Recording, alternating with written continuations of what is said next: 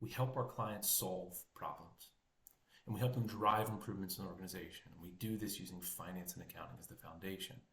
One persistent problem that existed for our clients was the problem of building and scaling a sales organization.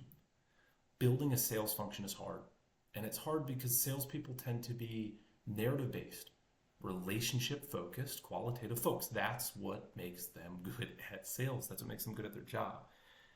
And the harder we finance nerds push, the more complexity seems to arise, the more exceptions are often highlighted, and the more ambiguity reigns. It made it really difficult to help our clients through these problems. And so we needed a framework.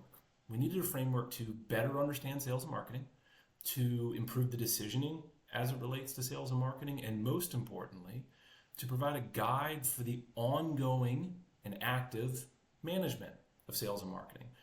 We call this framework RevOps. It's not a term we made up. You can Google it. You can look it up. Everyone has their own definition. For us, it's pretty simple. It's just the combination of really good, well-organized, clean finance and accounting information with sales funnel data.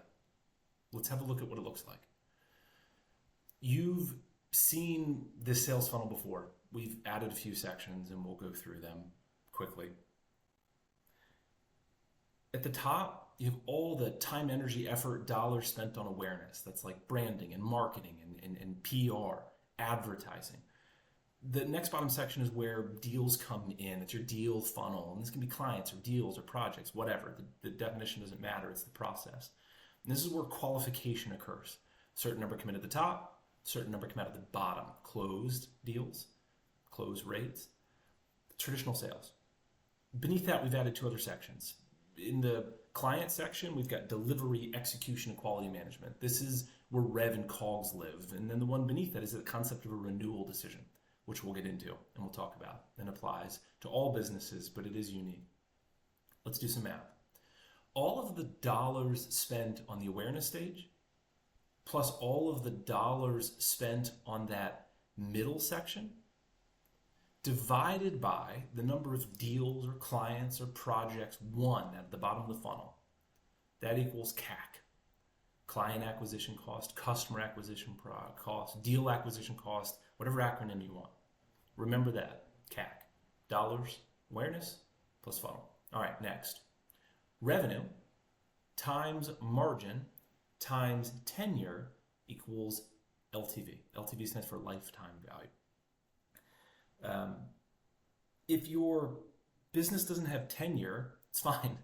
Rev times margin on a project or a specific deal equals project value or deal value. It's okay. As long as your underlying unit is the same, framework works. All right.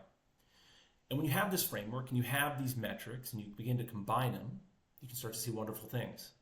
For us, the golden ratio, your LTV to CAC, or your deal value divided by your deal cost, needs to be 4 to 6 times. Now, we have run this math over all types of businesses for years, and I can assure you this metric identifies successful versus unsuccessful sales functions and sales organizations. Now, the second metric, payback. This is about capital efficiency.